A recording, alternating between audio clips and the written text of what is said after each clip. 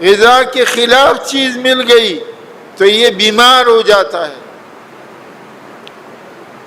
نماز میں سستی کر رہا ہے، جماعت کے ساتھ نہیں پڑھ رہا ہے، وقت پہ نہیں پڑھ رہا ہے، تو اس روح کے اندر کمزوری آتی ہے، اس کے اندر بیماری آتی ہے، یہ کمزور ہو جاتا ہے. اب اس کا دوا کیا ہے؟ توبہ کرنا، اللہ کی طرف رجوع کرنا اور پچھلے گناہوں سے توبہ کرنا. اگر حقوق اللہ ہے تو اس کی تلافی کی جائے. توبہ کرنے سے کیا ہوگا؟ وہ تاخیر کرنے میں کہ وقت پہ نہیں پڑا وہ معاف ہو جائے، حقوق العباد وقت پہ نہیں دیا وہ معاف ہو جائے، لیکن دینا پڑے گا. یہ نہیں کہ خالی توبے سے سب معاف، یہ تو ظلم ہو جائے گا.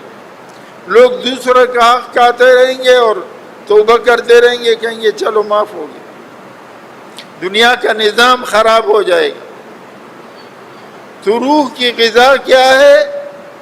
اللہ کی عبادت اور اللہ کی بندگی. اور اس کا جب بیمار ہو جائے تو دوا کیا ہے؟ توبہ کرنا، اللہ کی طرف رجوع کرنا، پھر واپس اللہ کی طرف لوٹنا. اس لیے جن لوگوں نے زندگی گناہوں میں گزاری انہیں کوئی سکون نہیں ملا، ان کی زندگی میں کوئی سکون نہیں، اور توبہ نہیں کیا تو قبر میں بھی سکون نہیں، قیامت کے میدان میں بھی سکون نہیں، اور اللہ کے سامنے جا کر وہاں بھی سکون نہیں، جہنم میں ڈال دیے جائے. تو روح کی غذا کیا ہے؟ توبہ ہے.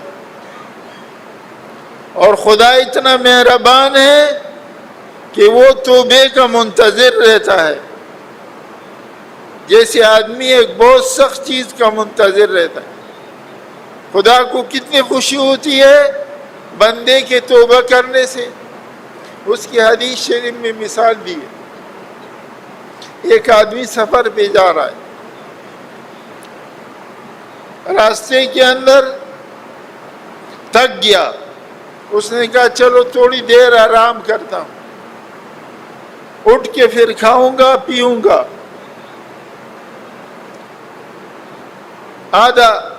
اب جب وہ جاگ جاتا ہے تو کیا دیکھتا ہے کہ اس کی وہ اونٹنی، اس زمانے میں اونٹنی تھی، آپ صلی اللہ علیہ وسلم نے اونٹنی کی مثال دی کہ اس نے کی اونٹنی غائب ہے، اور اس پر جو کھانے پینے کا سامان ہے وہ بھی وہ نہیں. اب یہ کہاں سے کھائے؟ کیسے اپنے جسم کو پیاس کو بجھائے، بھوک کو بجھائے؟ کوئی راستہ نہیں، کوئی ذریعہ نہیں. یہ اپنی زندگی سے مایوس ہوتا ہے،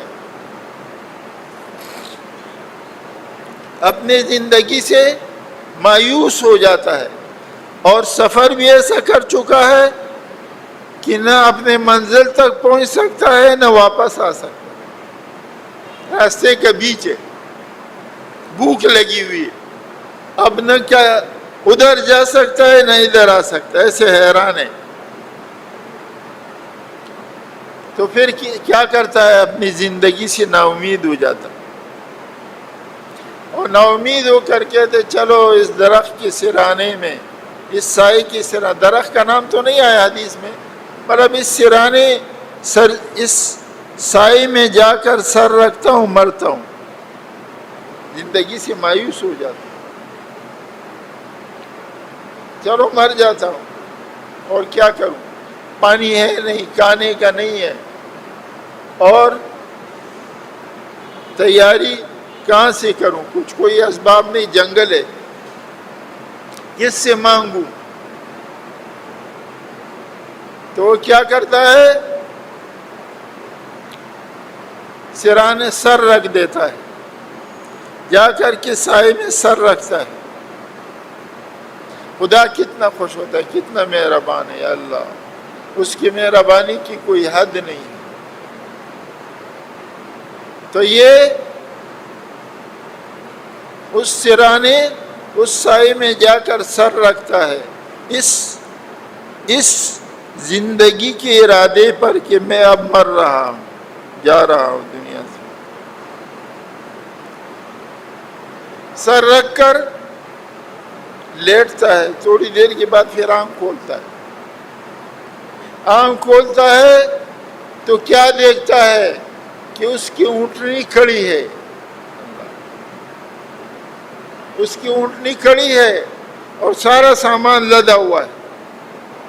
اب زندگی کی پھر امید پیدا ہو جاتی، اس کو زندگی کی پھر امید پیدا ہو جاتی کہ اب تو کھانا پینا آ گیا، میرا پانی بھی آ گیا، کھانے کا بھی آ گیا۔ تو یہ بہت خوش ہو جاتا ہے، اس کی روح بہت خوش ہو جاتی ہے، کیونکہ زندگی کی امید پیدا ہو گئی۔ اور انتہائی خوشی کے اندر آ کر کے یہ اتنا خوش ہوتا ہے اپنے اللہ سے کہ زبان ہوش حواس گم کر دیتا، ہوش حواس گم ہو جاتا، اور کیا کہتا ہے؟ اے اللہ تیرا شکر ہے، تو میرا بندہ ہے، میں تیرا خدا ہوں۔ اتنا خوش ہوتا ہے کہ ہوش حواس قائم نہیں رہتا۔ تو اس کیفیت میں وہ جو خوش ہے اور منہ سے الٹی بات نکال رہا ہے، انتہائی خوشی، کہتا نہیں یا آدمی خوشی سے روتا ہے، یا انسان انتہائی غم سے روتا ہے، ہنستا ہے، خوشی سے بھی روتا ہے آدمی، ہم نے دیکھا ہے، یا خوشی سے ہنستا ہے یا خوشی سے روتا ہے۔ جب کہتا ہے یار اب امید تو ہے نہیں تو کیا، رونے سے کیا فائدہ، روتا ہے، ہنستا ہے، یا خوشی اللہ دکھاتا ہے تو ہنستا ہے۔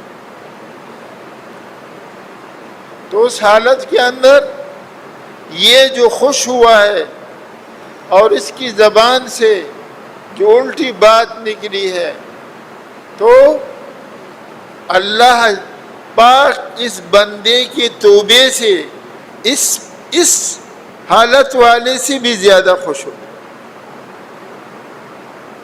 اندازہ لگاؤ، توبہ کرنا چاہیے۔ یا ایھا الذین آمنوا توبوا الی اللہ توبۃ نصوحا، اے ایمان والو تم توبہ کرو اللہ کی طرف دل سے توبہ۔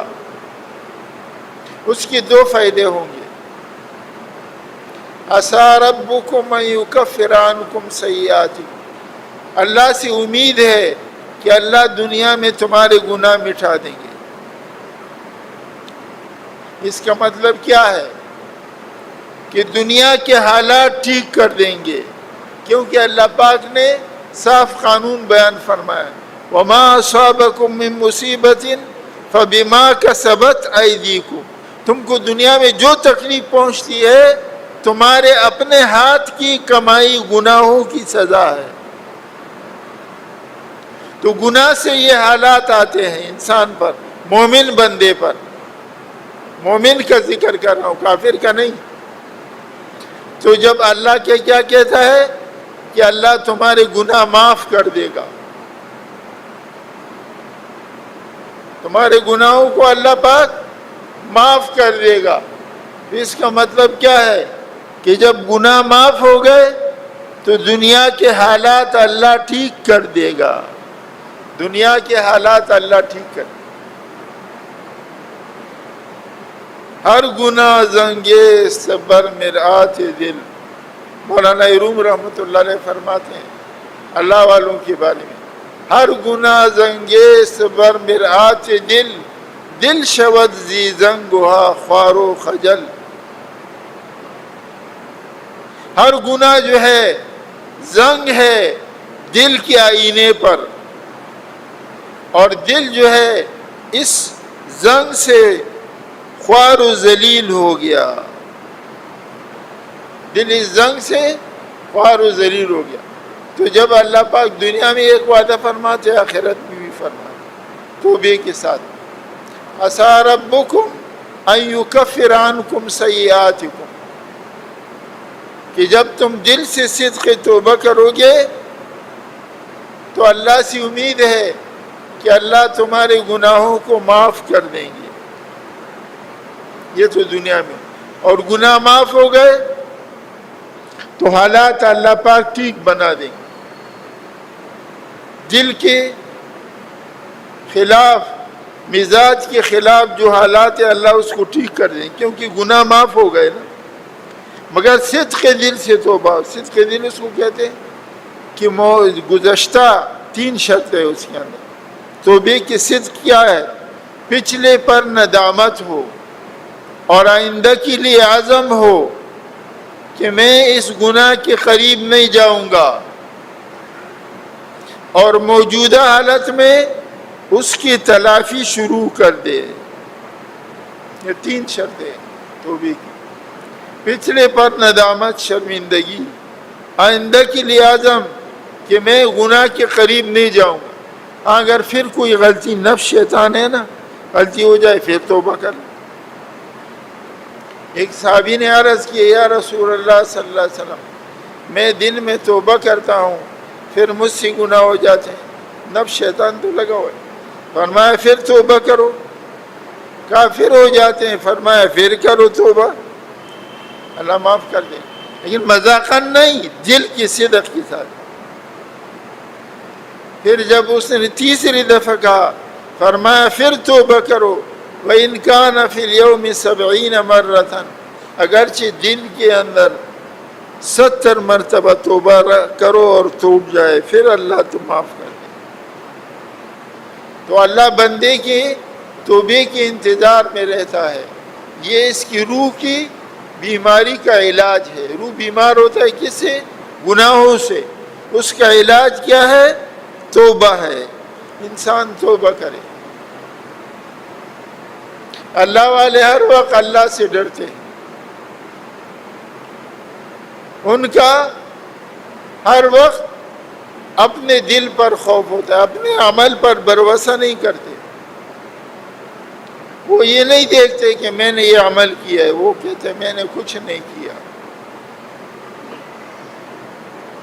ہم گئے وہاں عمرے میں، جب حضور صلی اللہ علیہ وسلم کے روضہ اقدس پر سلام پڑھا، واپس آ رہے تھے. مولانا تقی عثمانی صاحب مدد ذیل آ رہے تھے، ہم بھی ملے.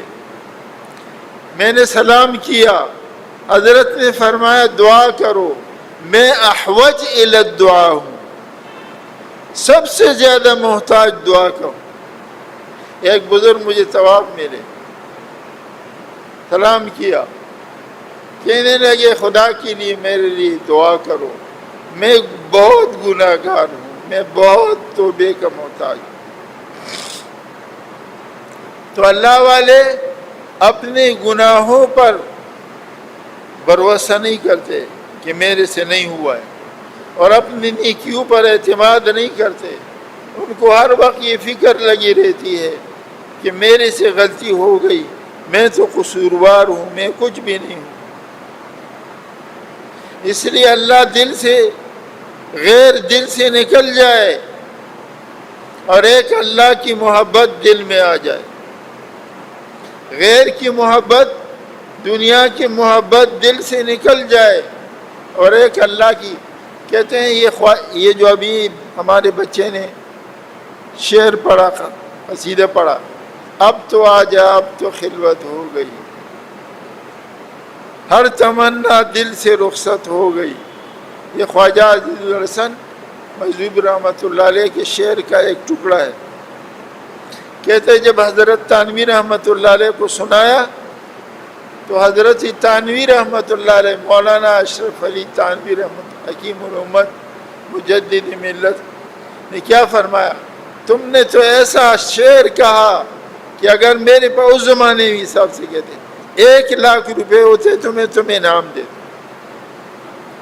تو مومن کا سب سے بڑا خوشی اور فرحت کا راستہ کیا ہے کہ غیر اس دل سے نکل جائے اور اللہ کی محبت اس دل میں آ جائے. اللہ کی محبت آ جائے گی تو پھر اطاعت کرنا آسان ہو جائے گا, پھر اللہ کی بندگی کرنا آسان, پھر اللہ کی ماننا آسان. اس لیے ایک شاعر کہتے ہیں تعصل الہ وانت تظہر حبہ ھذا لعمری فی الفعال بدیع. تعصل الہ وانت تظہر حبہ, تم اللہ کی نافرمانی کرتا ہے اور دوسری طرف دعویٰ کرتا ہے کہ میرے دل میں محبت ہے.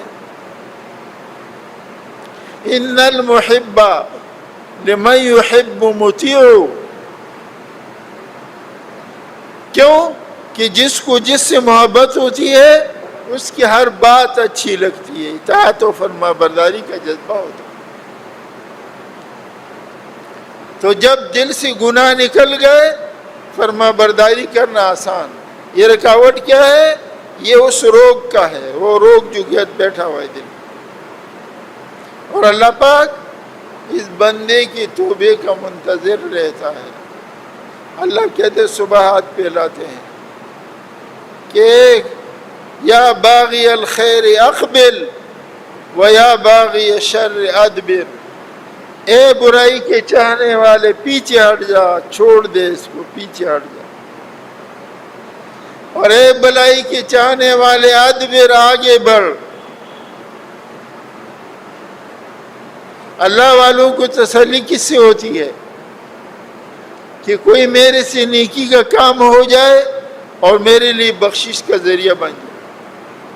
کوئی میرے سے نیکی کا کام ہو جائے اور میری بخشش کا ذریعہ بن جائے.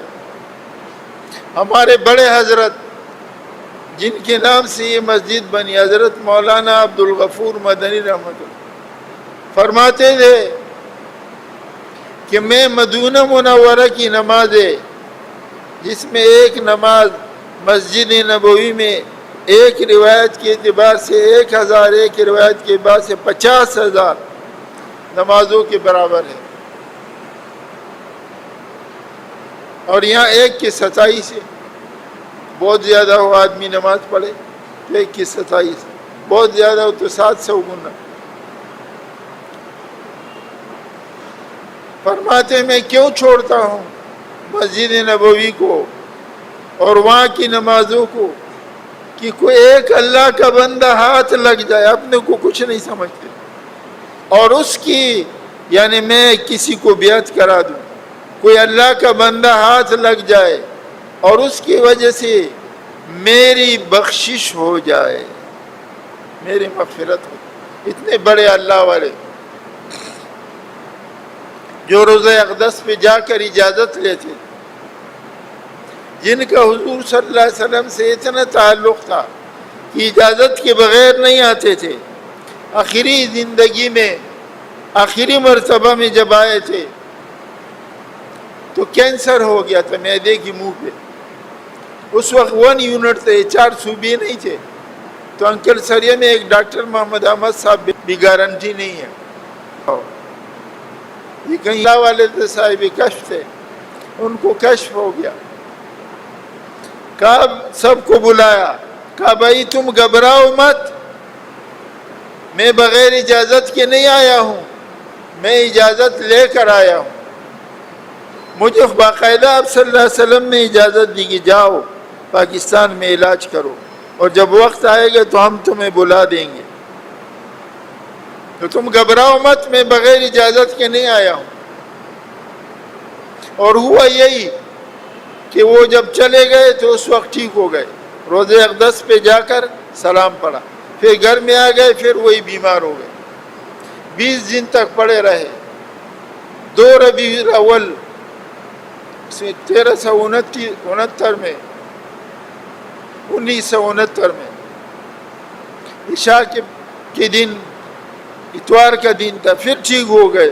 پھر جا کے روزہ اقدس پہ سلام پڑھا, سب نے کہا یہ تو ٹھیک ہو گئے, اور واپس آئے. عشاء کے بعد کوئی نماز قضا نہیں ہوئی, مغرب کی پڑھی اور عشاء کی ابھی وقت باقی ہے. 10 بجے کے ٹائم تقریباً اپنے بڑے حضرت بڑے خلیفہ شاہ صاحب کو بلایا، کہا شاہ صاحب آؤ مجھے سورہ یاسین سناؤ، میرے سرانے بیٹھ جاؤ۔ تو وہ بیٹھ گئے اور سورہ یاسین سنانے لگ گئے۔ جب یہ آیت پڑھی فسبحان الذی بیدہ ملکوت کل شیء والیہ ترجعون، پاک ہے وہ ذات جس کے ہاتھ میں زمین و آسمان کی بادشاہی ہے، وَإِلَيْهِ تُرْجَعُونَ، اور اسی کی طرف تم لوٹائے جاؤ گے۔ تو انتقال ہو گیا، اللہ کی طرف لوٹ گئے۔ پھر وصیت کی تھی کہ مجھے اپنے والدہ کے قریب دفن کر دینا۔ اب وہ سارے اتنے غمزدہ تھے، ان کے بڑے صاحبزادے مولانا عبدالحق صاحب رحمۃ اللہ میرے شیخ ہیں، اور چھوٹے صاحبزادے عبدالرحمن صاحب جو انتقال ہو گیا، وہ سارے غمزدہ تھے، وہ بھول گئے۔ اور حکومت نے جیسے ترتیب بنائی تھی اس کے حساب سے حضرت عثمان رضی اللہ عنہ کی قبر کے قریب میں کونے پہ یہاں ان کا قبر ہے۔ تو بعد میں جب خیال آیا کہ اوہو انہوں نے تو وصیت کی تھی، ہم بھول گئے۔ فرمایا، خواب میں آئے ہمارے شیخ کو، کہا بیٹا تم فکر نہیں کرنا، میں اپنے مشائخ کے درمیان بیٹھا ہوا، وہاں 200 محمد خانداری، خواجہ محمد سعید مدنی، خواجہ محمد سعید مدنی رحمۃ اللہ علیہ، بڑے بڑے اکابر کی قبریں، کہا میں اپنے حضرات نقش بند کے درمیان بیٹھا ہوا ہوں۔ تو میرے دوست بزرگوں، میرے عرض کرنے کا خلاصہ یہ ہے کہ آدمی کو ہر وقت توبہ کرنا چاہیے۔ گناہ ہر وقت صادر ہوتے ہیں، توبہ بھی ہر وقت کرنا چاہیے۔ کیا پتہ کس وقت کیا گناہ صادر ہو جائے۔ تو یہ محفلیں اس لیے قائم کی جاتی ہے، اور یہ مجلس ہے کہ ہمارا دل صاف ہو جائے اور دل کے اندر کوئی کدورت نہ رہے، اور ہم اپنے دل سے ہر وقت اللہ کی طرف رجوع اور توبہ کرتے رہیں۔ تھوڑی دیر کے لیے مراقبہ کریں گے، دل کا ذکر کریں گے، تاکہ ہمارا یہ گندا میلا دل صاف ہو جائے۔ یہ ایک طریقہ مختصر سا ہے، اس کے لیے آپ کو بڑی محنت کرنی پڑے۔ ابھی تھوڑے دیر میں صاف نہیں ہوگا کہ آپ سمجھیں کہ چلو صاف ہو جائے، ہاں کچھ صفائی آ جائے گی۔ تو اب تھوڑی دیر کے لیے مراقبہ کریں گے کہ اللہ ہمارا یہ گندا اور میلا دل، کھویا ہوا دل، گناہوں میں ڈوبا ہوا دل جو ہے، یہ زنگ سے پاک ہو جائے۔ ہمارے یہاں توبہ جو طریقہ یہ ہے، دونوں آنکھیں بند کرو تاکہ ادھر ادھر نگاہ نہ جائے، دونوں ہونٹ ملا لو تاکہ زبان ہلے نہیں، سانس ناک سے لو، دل کے اندر جو الٹے پستان سے 2 انگلی نیچے پہلو کی طرف ہے، اس دل کے اندر خیال کیجیے کہ میرے دل کے اندر اللہ جل جلالہ عم نوالہ کے ذکر مبارک کی انوارات و تجلیات بنور حضور اکرم صلی اللہ علیہ وسلم کے قلب مبارک سے، سینہ مبارک سے، سلسلہ عالیہ نقش بندیہ کے بزرگان دین کے توسل سے آ رہا ہے، جس سے میرے دل کے اندر گناہوں کے زنگ، ظلمات، اندھیرات، خطرات، کدورات سب کو جلا دیتا ہے، اور میرا دل کہتا ہے اللہ اللہ اللہ